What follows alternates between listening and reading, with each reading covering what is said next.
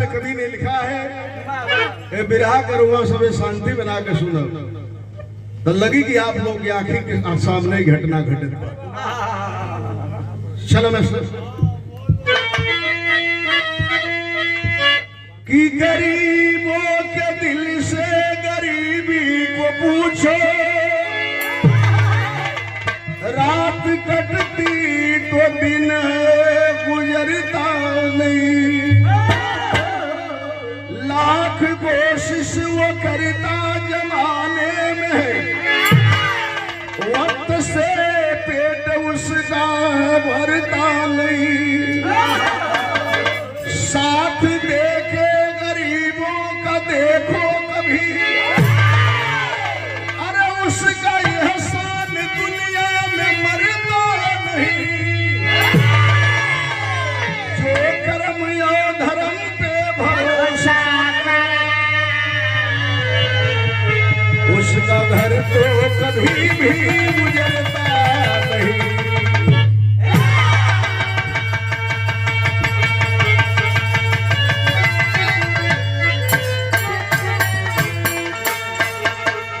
हमको आपको दुनिया के जहान के लोगों को मालिक ने बनाया है मालिक ने एक ही कमी किया है किसी को महान गरीब बनाया है तो किसी को महान धनवान बना दिया लेकिन गरीबी में भी शौक से आदमी को जीना चाहिए इसलिए वह गरीबी लेकर ऊपर से नहीं आया है मालिक ने उसके मुकद्दर में लिखा है मुकद्दर को मालिक ही संवारता है बिगाड़ता है बनाता है बिरहा में वो कव्वाली लगल स्वर्गीय बुल्लू उस्ताद अपने जमाने में गावेंगे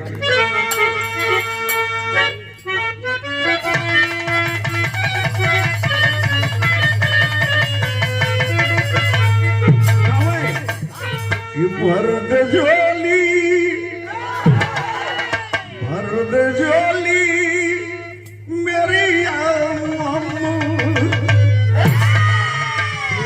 दर्शी न जाऊंगा खाली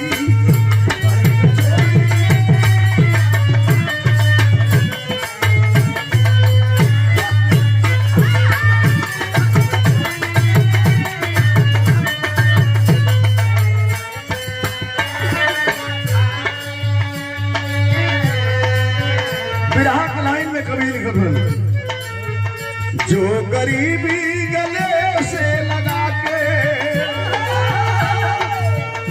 जो गरीबी गले से लगा के अपने कर्मों पे जग में है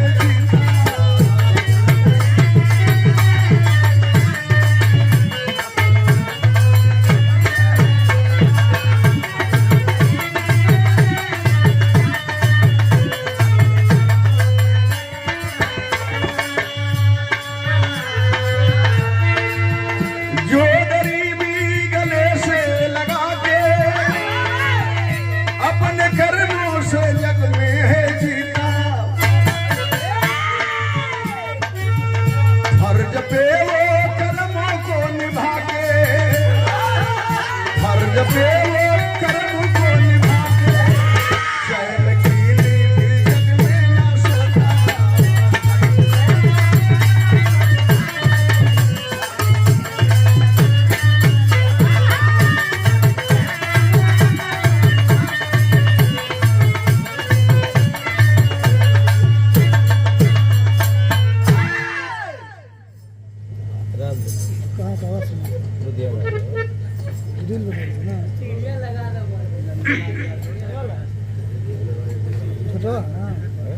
करजहां से हो करजहां और ये नंदलाल यादव करजहां से 750 रुपये का पुरस्कार मालिक सुखीर के सब भैया के नमस्ते प्रणाम सलाम बिरहा का शुरुआत यही ऐसा करत है देखा घटना कैसन बात नहीं सुना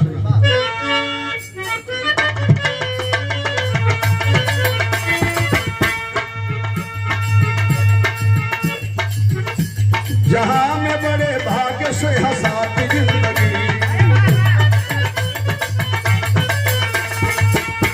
अक्सर यहाँ गरीब को रुलाती जिंदगी मगध प्रदेश में पटना के नाम आज बना है हरे नीतीश का साम्राज्य बना है। रणबीरपुर में यादव जहां श्यामलाल थे, पत्नी देवंती बेटा रोशन संघाल थे। पटना से 25 किलोमीटर पूरब एक गांव है, जिस गांव का नाम है रणबीरपुर। ए बिरहा सुने वाला भाई लो ही रणबीरपुर का रहे वाला श्यामलाल यादव, पत्नी का नाम देवंती देवी, एगो 8 साल के लड़का बा जना का नाम रोशन बा। यह 3 गो परिवार बा। 2 बीघा जमीन के कष्टकार हुआ, गाय भैंस रखले हवन। गरीबी में बड़ा सुखी से जिंदगी उनको तने में चलत रहल। अचानक मालिक के विधि के विधान बदलल हो बिरहा सुनने वाला भाई लो।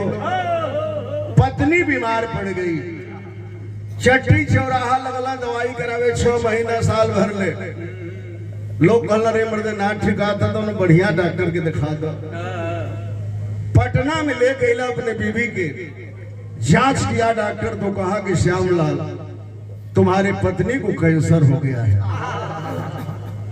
अगर अपने पत्नी को बचाना चाहते हो तो लंबे पैसे का इंतजाम करो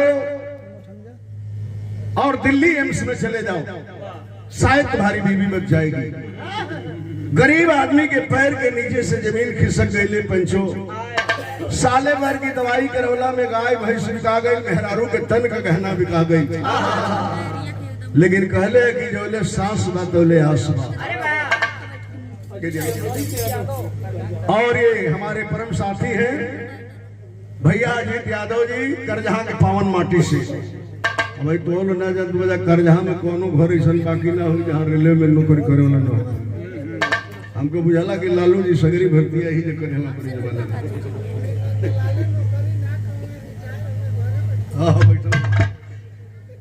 भाई तनी बात सुना। पैसे वाले लोगों के पास गया श्यामलाल यादव, ये साहेब हमार मदद कर दो, कुछ पैसा का मदद कर दो साहेब, हमार पत्नी बच जाई, जियो जिंदगी सलामत रही।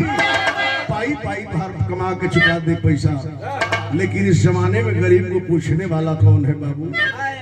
एक भी पैसे वालों ने, धनवानों ने एक पैसे की मदद नहीं किया श्यामलाल यादव को। श्यामलाल पत्नी के बचावे खातिर का सोचत हो, बिरहा में वो गीत आई।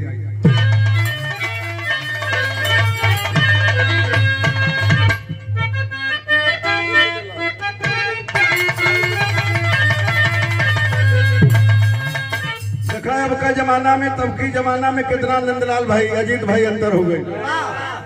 पहले का वो जमाना रहल जब गांव से लोग चटकल में दादा नौकरी करे जाओ, तो वहां से कोयलरी से चटकल से चिट्ठी लोग भेजे, तो 1 महीना पर चिट्ठी आवे। आयनी से भेजा तो 1 महीना पर चिट्ठी जाओ। कोनो चटकल से मरद आई लोग मेहरारू बड़ा खुश भाई, लेकिन कहला कि छुट्टी नहीं बा, हम 5वें दिन चल जाए। राती के दिन कहला कि काल ही गाड़ी से चल जाए सवेरे वाली से।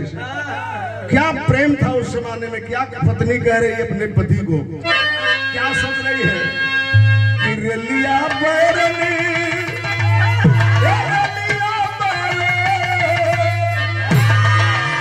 रेलिया बैरन पिया को लिए रेलिया बैरन।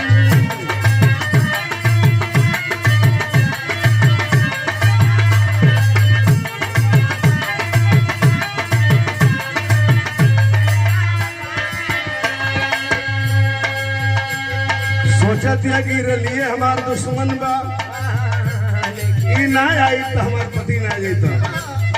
फिर कहलस कि ना आई रेलगड़िया के तो रोज काम बा, रोज जाले।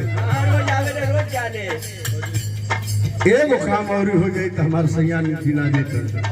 अजीत भैया यो रिटायर हुआ एक विभाग से, वो जमाना का चिट्ठी हो लिखले बड़ा तब दिया कोई सवाल।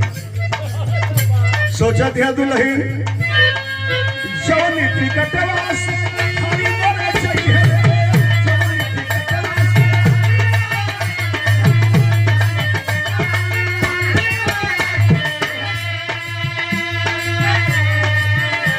अरे हे देवा परस टिकट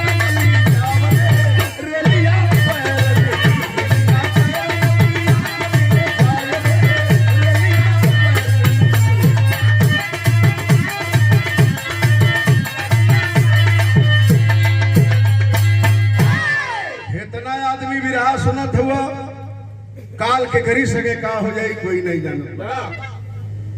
आज की रात श्री चाचा के तरही में इतना लोग जुटल वही जमीत गांव को लोग काले ही में से कहा कि यह आदमी सगरी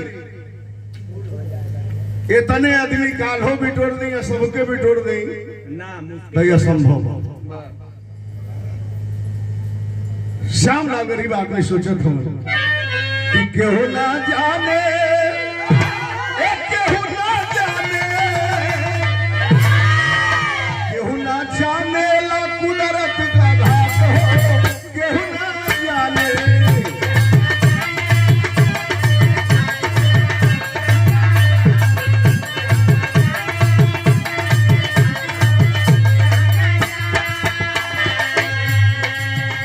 गरीबी अजीत भैया पत्नी को बचाने के लिए श्यामलाल यादव क्या काम किया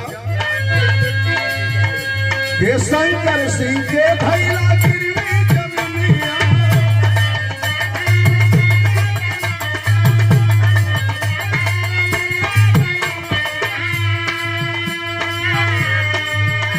आ फिर भी बूता गईली घर के रोशनिया।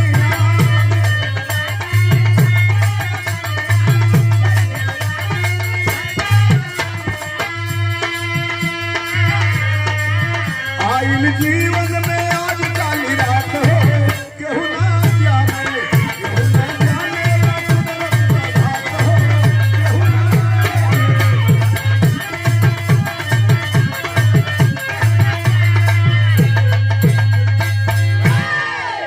अपने ही गांव के बाबू साहब शंकर सिंह के पास गेला धनवान आदमी के कहला हे बाबू साहब हमारे लगे 2 बीघा खेत बा हमार खेतवा बंधक रख दी 1 लाख रुपया हमके दे दी।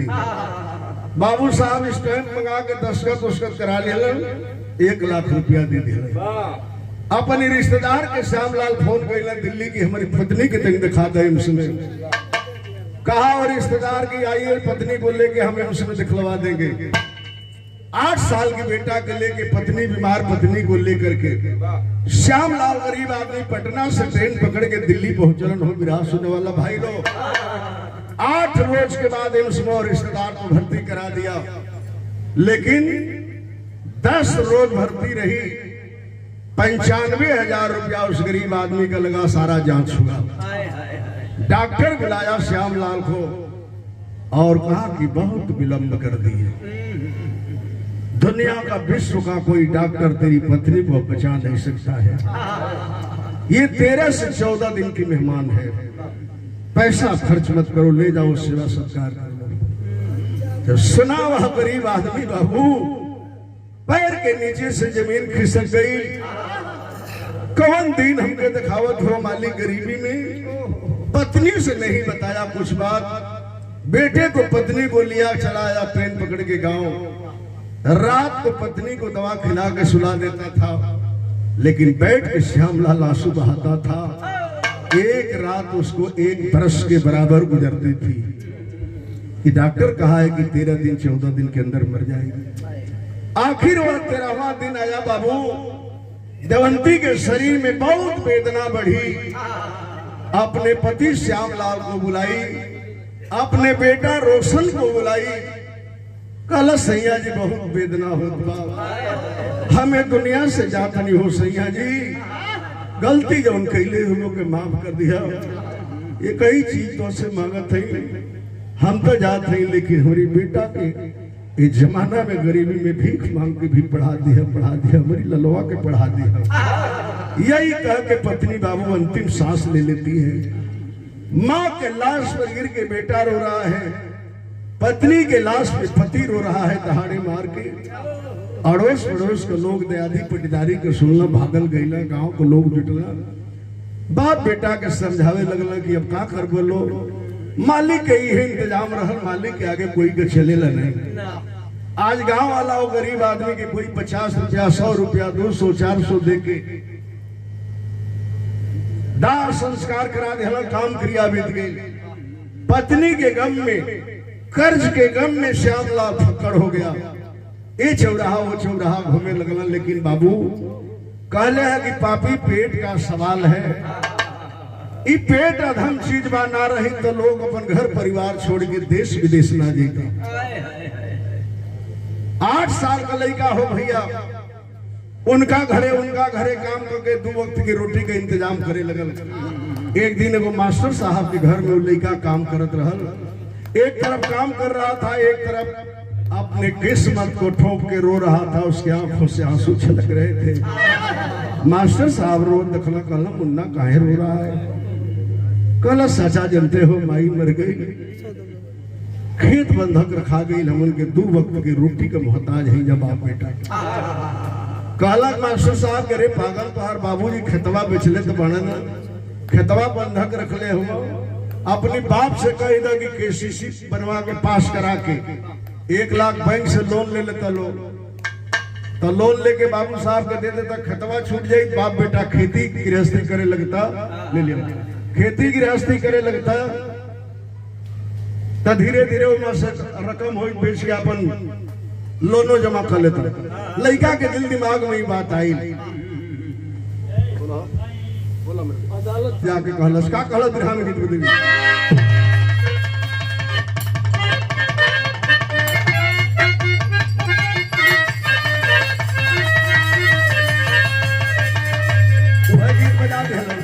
ये नारी के करनवा भरथरी होई, गैया जोगिया हो, राजपाट के हाला विसार होला।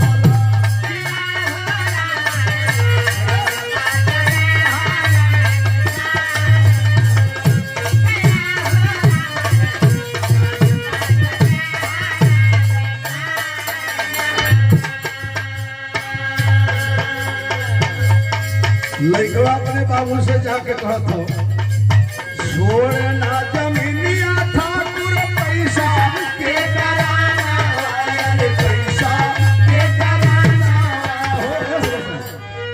काज बैठ के करत रहो, तुम जाओ। छोड़ ना जमीनिया ठाकुर पैसा के कराना, पैसा के कराना हो। रोएला सुगनवा सुधा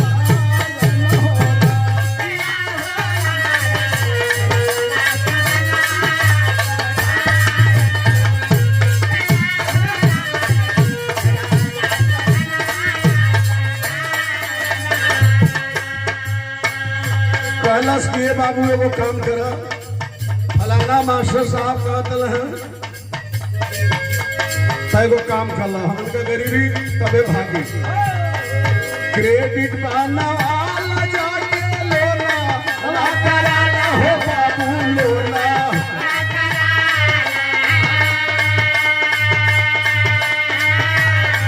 देई के रुपया अपन खेता, छोड़ाना हो बाबू खेता।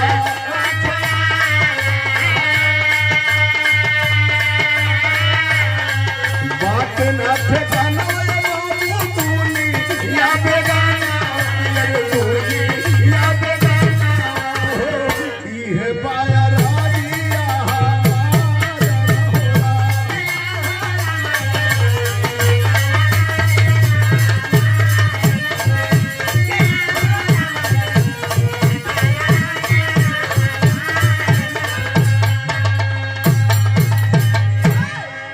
कहलस कि केसीसी पास करा के बाबू बैंक से 1 लाख रुपया लेके बाबू साहब से खेत छोड़ा ला।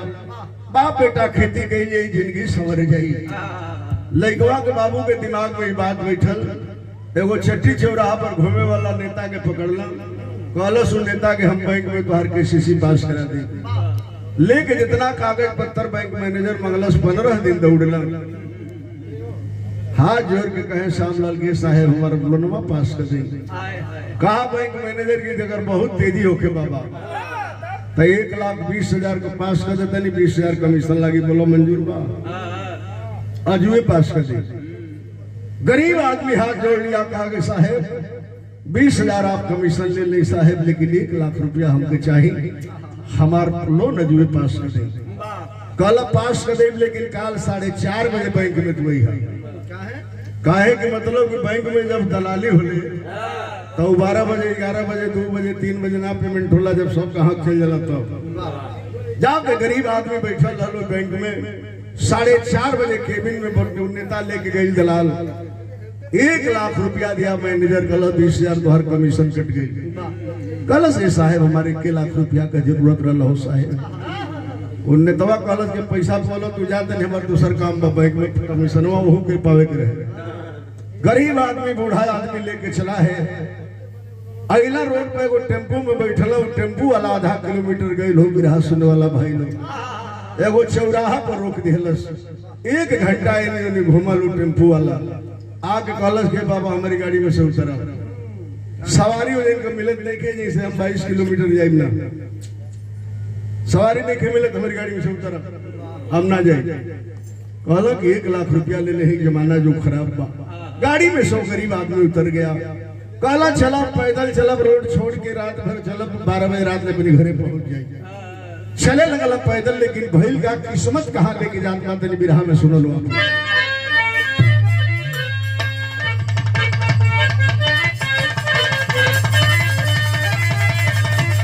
तरह से बढ़िया बिरहा की बात कभी लिख ले हो कि साझ भइल घरवा अरे साझ भइल घरवा जात वही गरीब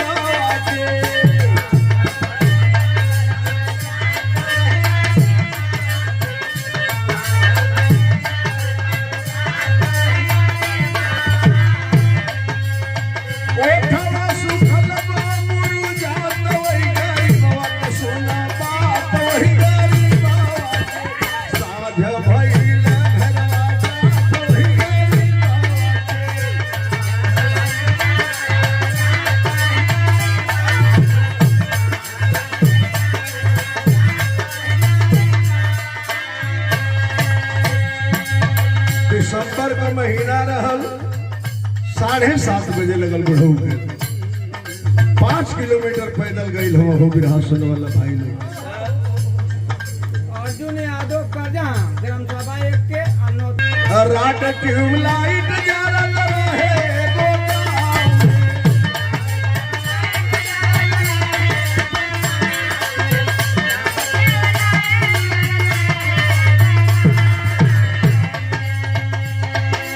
भैया तनी मान जा नाचे वाला भी रहना भाई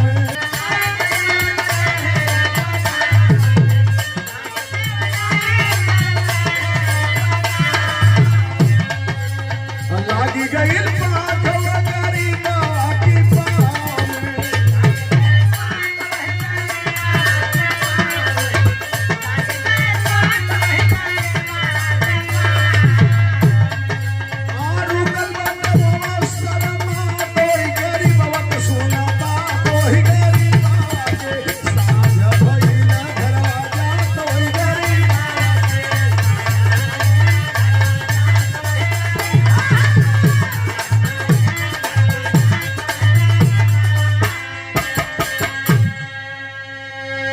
किलोमीटर चलल रहला एगो गांव परल देखला बड़ा छोटी मुकी समियाना लगल रहल ओई में 5-6 गो राड जरत रहल बगल में शहनाई बजत रहल सोचला बुढ़ऊ की कोनो के बारात आई भाई ई बारात आवतिया त का पैसा ले ले 1 लाख रुपया जमाना खराब बा त काहे नहीं बरतिया में एक बर्तन भात खा के रात बिता ले सवेर वही अपन पैसा लेके चल जाई ओहे समझ के बाबू ठहर गेल हो जाई तौले सहनाई बजत दुल्हा की गाड़ी बेटी वाला के द्वारे चल गई काला बुढ़ऊ तनी हमहू चली द्वार पूजा देख ली अजीत यादव कर्जा समाजवादी पार्टी हम क्या करें हम तो बेचैन हैं और अजीत यादव कर्जा के पावन धरती से समाजवादी पार्टी से जय मुलायम जय अखिलेश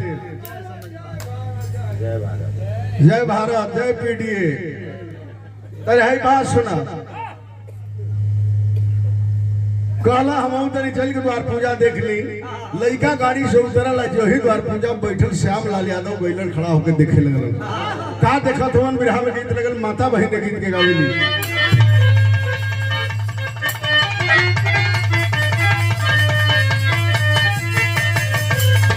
के माई कहली बेटी अरे अरे नियरा पिया वही हो ए माई का होली बेटी नियरा पिया वही हो भैया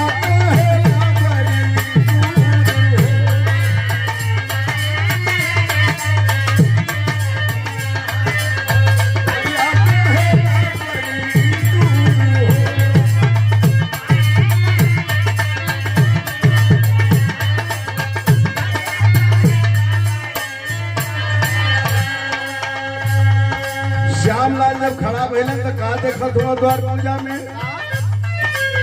देखले दुआरवा पे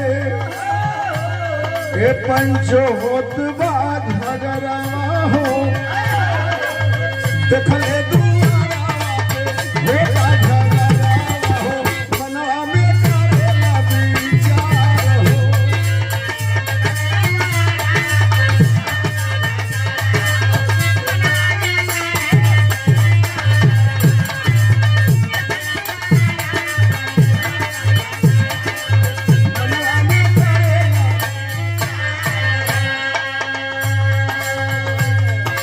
बड़की पगड़ी बांध के लड़का को बाबू खड़ा रहला लड़का मड़वा में बैठल द्वार पूजा पर तो लड़का को बाप कहला से अपनी समझी से सुनाओ कुछ भुलाता रहा हाथ जोड़ के कहला कि अरे समझी कुछ भुलात नहीं कि हमको याद नहीं मगर हम मजबूर बानी कहला लड़का को बाप की करार कैले रहला कि जो ही द्वार पूजा लागे हम बाकी 1 लाख रुपया दे देते तब पैसा पहले दिल तब द्वार पूजा हुई हाथ जोड़ के उड़हू रोवे लगला कहला ऐसा है हमारी दरवाजे को मर्यादा बचाला जो रिश्तेदार हमार पैसा देवे कहले रहल काल वो मुसीबत में कोनो फंस गई पैसा दिहला से इनकार कर दिहला दुआरे पे बारात आई हमार मर्यादा बचाला धीरे धीरे हम समय आई आपको पैसा चुका दे कहला लड़का के बाप की एकदम न बारात चढ़ा देला तो लगलो बतियावे ऐसा ना होके दे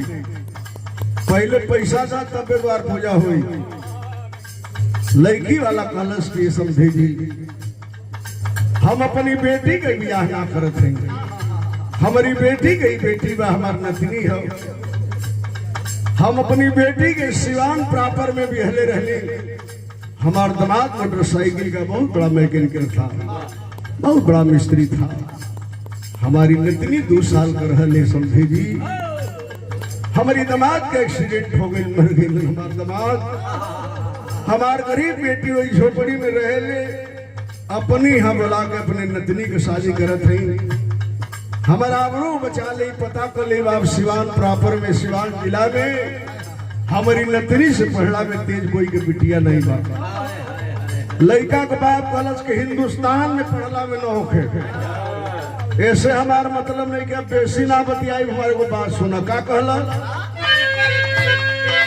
कलश की 1 लाख रुपया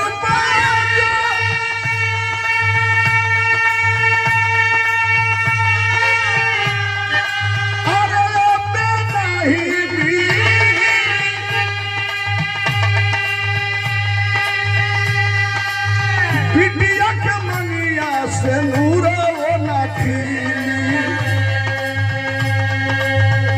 ना देव लड़का को बाएं पकड़ लड़का को बाप कहल चलो शादी नहीं करेंगे लड़का झट में उठल अब चल दिलस बिटी हाला चारे भइले पौआ पे गिरी गइले बिटी हाला चारे भइले पौआ पे गिरी गइले तीर नहीं आवा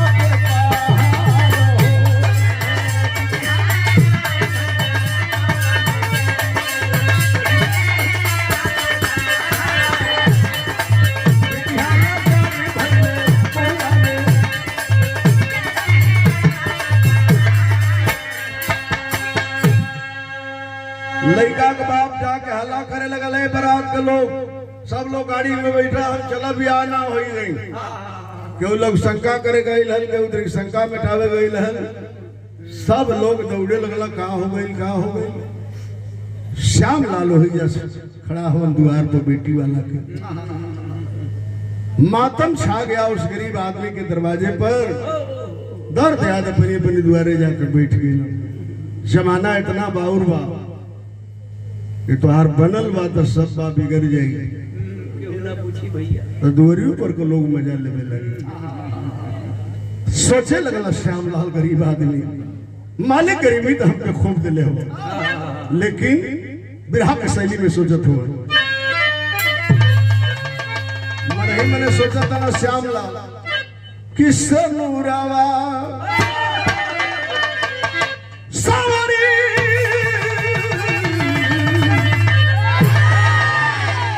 उससे नूरावा जो ना पैहा बिटिया अरे पैसा कारण खा के मर जाइए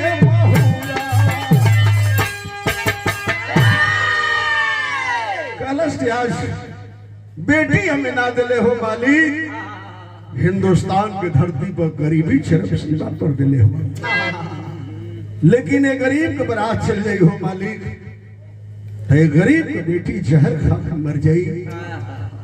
नहीं बर्दाश्त किया श्यामलाल, कहा कि जो होगा सो देखेंगे मालिक, जो मुकद्दर में लिखा होगा वो होगा। दौड़ के श्यामलाल यादव गैलन लड़का के बाप के पास, कल के साहब हाई 1 लाख रुपया ले बारात लेके चली, पैसवा हमारी के देवे के रहा लैला में लेट हो गई। जब 1 लाख रुपया बेटा वाला पौलस 10 मिनट लोग गिरलस आज मिलौलस की 1 लाख पूरा बा कलश के रिश्तेदार होके तरौरी नियर होके। अब लड़का को बाप लगल गए बारात वाला चलो लो बाजा बजाओ शादी करेंगे हम। बाजा गाजा बजाओ दुआरे पर ले आई, गाँव वाला जलन की बुढ़ऊ दिला पैसा, सब गांव वाला पूछे लगना कि चाचा कहाँ का रहे वाला हो, तनी अपन परिचय बता दा।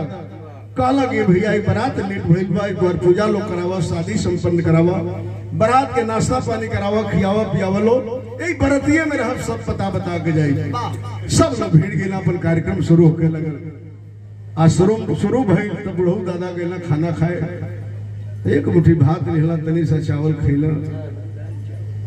एक आदमी का 10 रुपया हेरा जाता तो 22 मिनट खोजता कि गुमतिया के लगवा बुझा तल्ला रोड गिरी गिरी तजकर 1 लाख भुलाइल वो कैसे भोजन करी। भैया हो नाच शुरू हो गई, बैठल है गरीब आदमी। 2 बजे रात के नाच बंद हो गई। 3 बजे वह गरीब आदमी के बेटी के जब विदाई होकर लगल, जब वो लड़की डहक डहक रोवे लगल, काने में श्यामलाल की आवाज आई, लो लड़की के रोला के चुपचाप उस समियाना से निकल के तिरकटी चल दिया। गाड़ी के पास आई, लो लड़की कलश के नाना तने वो इंसान से ना इंसान रूपी भगवान से हमारा दीदार करा दो। जवन आदमी हमारी मांग में सिंदूर दिवा देला, जवन आदमी तोरे दरवाजा को मर्यादा रख देला। लगला लोग खोजे लेकिन कहीं ना श्यामलाल के बोलो। विदेशिया में कभी लिखत हो उनका भाई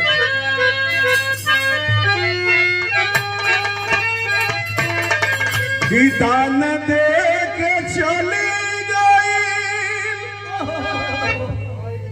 ए पंचो बूढ़ा मचली गई,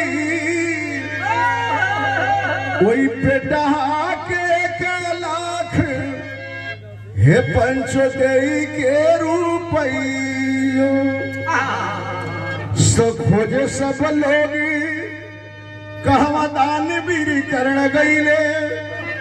अरे भोरवा में होती बाटी वही बेटी के भी दई, बाबू के दुलार प्यारे आज बेटी मन मार रोए कि नैयर से होती बाटी हमरो जुदाई। कैसो गरीब के बेटी विदा हो गई, गाड़ी में बैठी। एनी के बात तो नहीं छोड़ दो। श्यामलाल 8 बजे जब सवेरे पहुंचलन अपने घरे, कुर्ता निकाल के खोटी पे टंगल हो पंचे। 8 साल का लड़का जाके पाकिट टोए लगल रोशन। आज जब सिक्का नहीं बोलस बाबू के थैली में, तो जाके श्यामलाल से कहलस, का कहलस रोशन पूछल अरे बैंक वाला धन बाटे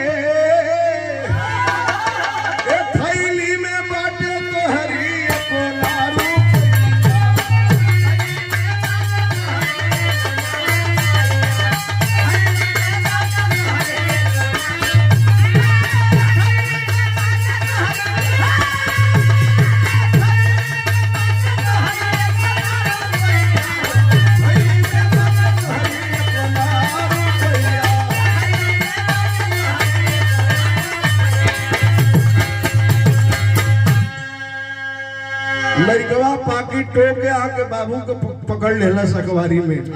कहलस कि का हो बाबू, काल गईला कहला कि पैसा बैंक से मिल जाई, 1 लाख रुपया लेके आई, खतवा छोड़ा दे। रतियों का ना हुआ हो बाबू, पैसा ना मिलल का बैंक से बाबू, पैसा बैंक ना दिलस का है हमार बाबू। जब लड़का बार बार पूछे लगल गोद में धके और मालिक से स्मरण करे लगल कि मालिक अपनी औलाद के का हम बताई कि पैसा मिलल कि ना मिलल। लड़का लगल पूछे कि बाबू पैसा ना पौल का हो बाबू, पैसा ना मिलल। कहला श्यामलाल की बेटा बैंक हमके पैसा दिलस, 1 लाख रुपया बोले हमार लाल, पैसा लेके चलनी हमार लाल। साँझ का बेरा हो गई, गुंडा हमारे पीछे पड़ला, पैसे छीन लिया। जब इतनी बात सुनलस बाबू, 8 वर्ष का लड़का,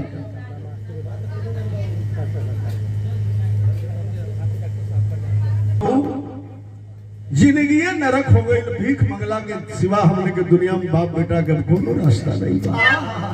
श्यामलाल बेटा को छोड़ दिया, चला गया चौराहे की तरफ।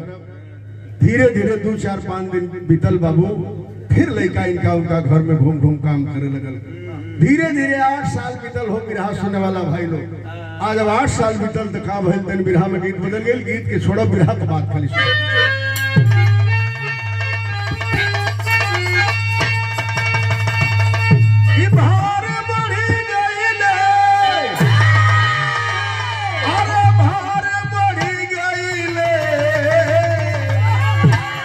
वही करजवा का भार बढ़ी गई, अरे बाप बेटा लाचार होगा, करजवा का भार बढ़ी गई।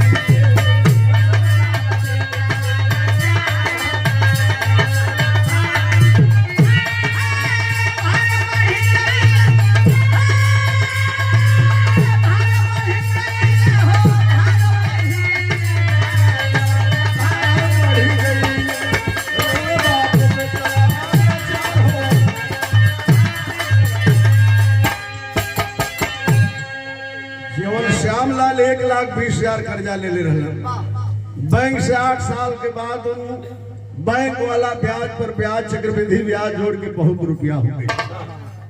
बैंक वाला आरसी काटे लगला, श्यामलाल के लगे भेजे लगल। जरा पॉकेट में ठंडी नहीं क्यों का बैंक में जमा करे जाएगी। आखिरकार बैंक वाला हार मान के श्यामलाल से और मामला के तहसील में दे दिया। आज जब तहसील में दिया तो का भाई कि बैंक अधिकारी दुआरा से गई हारी।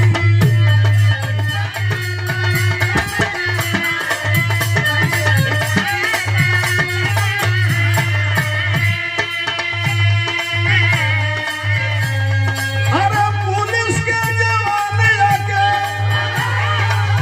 हम कैले गिरफ्तारी,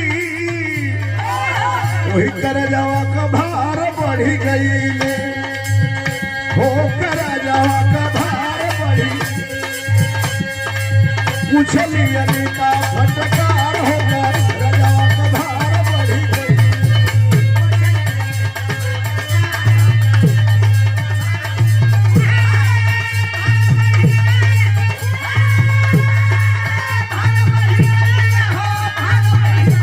करजवा का भार बढ़ी गई, पूछली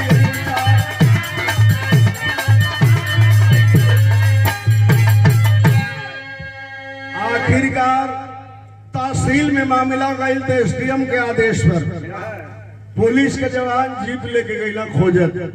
श्यामलाल के वो चौराहा से वो बाजार से गिरफ्तार कर लिया। गाड़ी में बैठा को गरीब आदमी के पुलिस वाला लेके चलल। 16 साल की बेटवा रोशन से कोनो गांव को मनई बतौलो, तोरे बाबू के पुलिस वाला पकड़ के तहसील में लेके चल गई। वह गरीब का बेटा नंगे पांव भागते भागते जब तहसील के अंदर गया बाबू, तो देखा कि उसके पिताजी कटघरे में बंद है और बैठ के श्यामलाल के आंख से झरझर झरझर आंसू गिरत। बाबू के रोवत देख के बेटा का कलेजा फाट गई। हो मेरा सुनने वाला भाई लोग, बाहर बाबू बेटा के आंख से आंसू बरसने लगल। मालिक, इतना बाप बेटा के गरीबी ना देता तो हमारे बाबू के दिन देखे के ना पड़ी। मालिक दिन देखे के ना पड़ी। अंदर बाप रो रहा है, बाहर बेटा रो रहा है। कुछ देर के बाद बाबू ऑफिस के सामने कुर्सी मेज लगल और महिला एसडीएम आ करके बैठती है। सिपाहियों से कही कि उस कर्जदार को मेरे सामने पेश करो अजीत भैया। जब पुलिस वाला फाटक खोल के ले गई ना एसडीएम महिला के सामने, सवाल करती है कि बाबा तो जुआड़ी है कि शराबी है? जवाब तो जुआड़ी है कि शराबी हो। सरकार से कर्ज लिए आज तक एक पैसा दिए नहीं, तो मेरे पास एक ही रास्ता है। तेरे पास 2 बीघा जमीन है, कल चलूंगी गांव में और तेरे जमीन को नीलाम करके सरकार का पैसा वसूल लूंगी। अच्छा हमारे अजीत भाई कल नीलाम कर दे, पैर पकड़ लेना श्यामलाल अलग ये बेटी खेतवा तो नीलामे हो गई बाहो बेटी, हम न दारूबाज है आ न जुआड़ी है बेटी, परिस्थिति के मारल गरीब इंसान है। तनी 2 मिनट हमारी बात सुन ला। कहती है बताओ क्या आप कहना चाहते हो? क्या श्यामलाल यादव वहां बयान कर रहा है? बिहार में गीत बदल गए।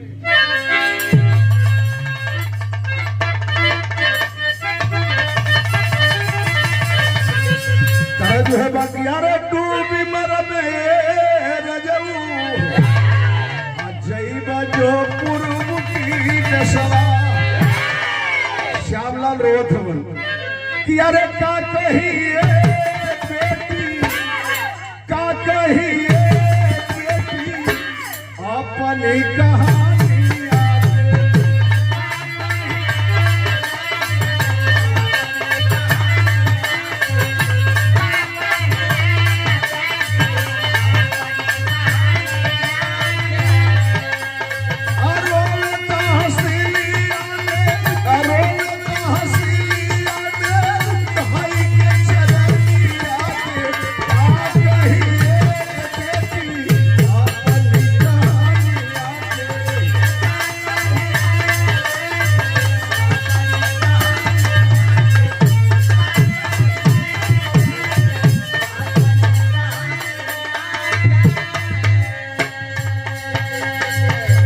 बेटी हमारी बात करे सुन ला। पालली बीमार नारी कैली हम दवाइया,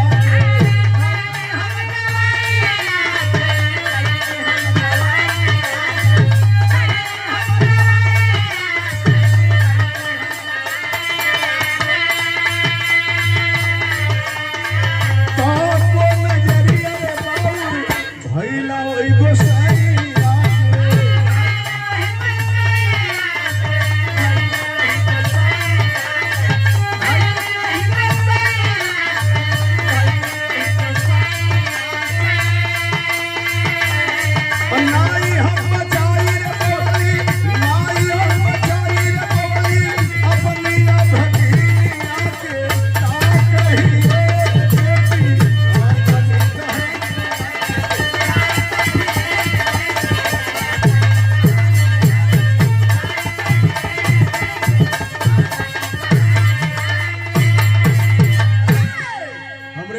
से सम्मान आये बहुत बहुत प्रणाम बा।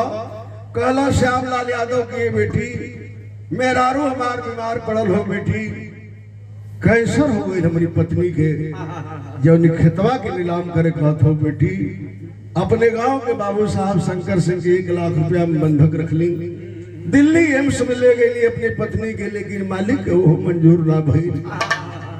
13वें दिन हमारी पत्नी मर गई, 1 लाख रुपए वो खत्म हो गई दवा बीरो में। कहीं एसडीएम महिला के उससे हमको कुछ लेना देना नहीं है। 1,20,000 का तूने लोन लिया है, उसमें 1 पैसा जमा नहीं किया। कहला कि ये बेटी 1,20,000 का लोन तो ले ली, 20,000 बैंक वाला कमीशन ले लेना, 1 लाख रुपया बोले है। पूछती है कि उस पैसे को क्या किया? तो कलश की बेटी 2 मिनट और हमारे पास क्या बताओ तुम बिरहा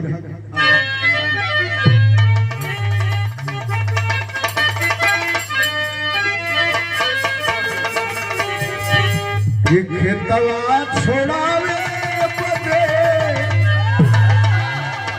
आरे कर जाके ले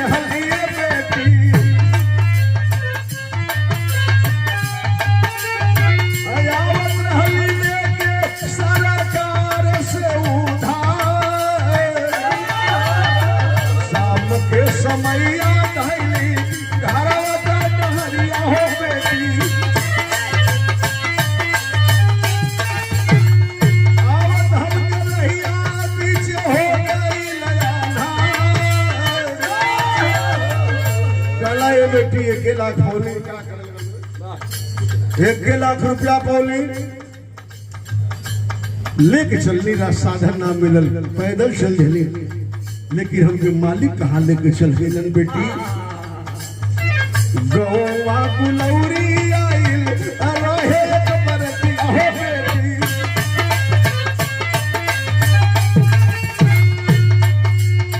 सोचली कि ले भाई हमें रतिया रे गुजार।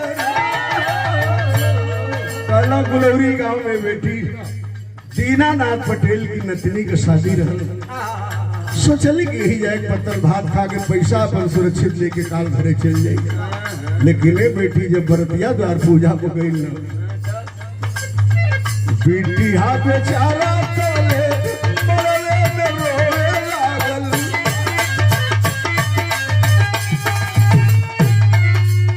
1 लाख रुपया बने मोइल सकरा, 1 लाख रुपया देवे के रहल बेटी वाला के पगड़ी रख देलन, लगला कहे कि अपनी नतनी का ब्याह करत है। सिवान प्रॉपर में अपनी बेटी के भेले रहनी, हमारी बेटी का बेटी है, सिवान जिला में पढ़ला में सबसे टॉपर है। ये साहब बेटा वाला मानल ना हो साहेब, बेटा वाला दुल्हा के लेके चल गई, बारात जाए लगल, सोचले कि मालिक हमके तो बड़ा गरीब बनौले हो, आज वो गरीब की बेटी मर जाएगी, ये है गलती भइल हमसे का। 1 लाख रुपया हम बेटा के देई होगी हली,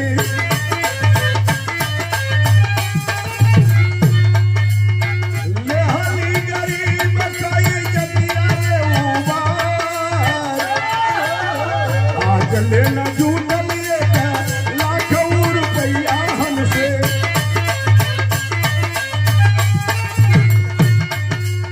घूमतानी आज हम बनी के कर्जदार।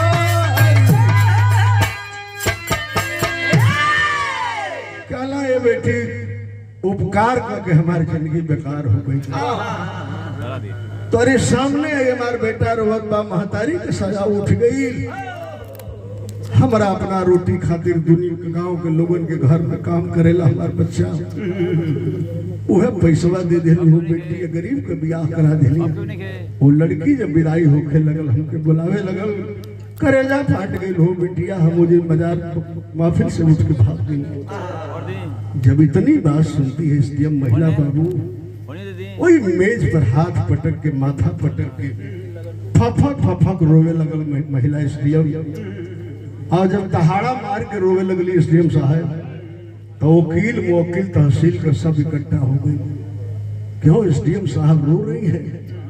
गनगन गनगन वह गरीब आदमी कांप रहा है, हाथ जोड़ के रोआ था कि बेटी कोनो गलती भइल हुई तो माफ कर दिया बेटी, हम अपनी जबान पे वापस ले तनी, काहे रोत हो बेटिया, काहे रोत हो?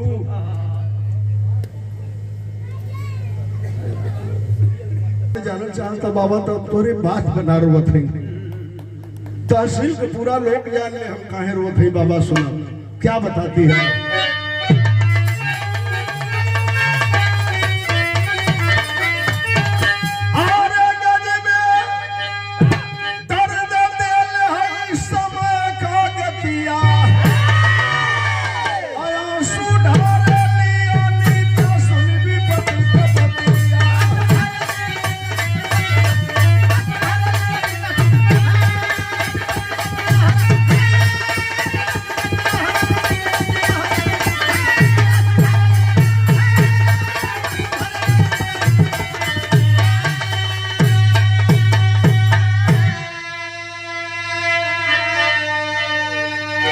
शिक्षक रो रही है, बुढ़ऊ पूछे लगला बेटी आखिर काहे रोत हो? कहला सुनो बाबा, कहला सुना बाबा, जानल चाहत हो तो सुना काहे रोत है कि रोली अनीता हे पंचो बिहराई के ही हरवा। कहली कि बाबा जानत हो काहे रोत है कि तोहरे पैसा से हमके मिलल से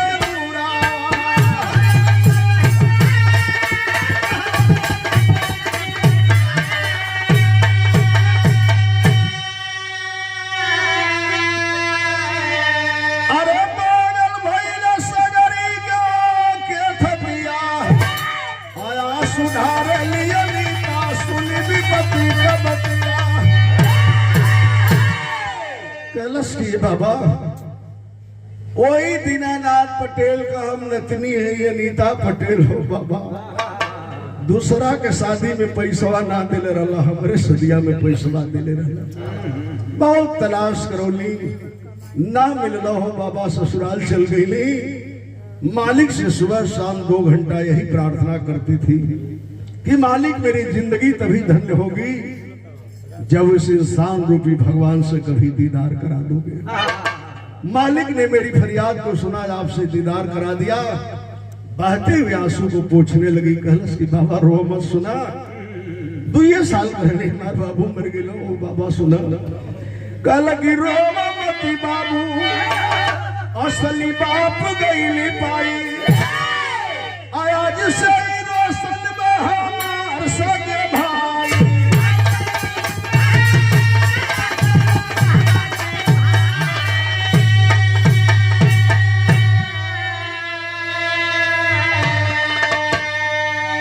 अरे सनी नहर के शीतल भैली छतिया, आया सुधार लियनी तो सुनी भी बती।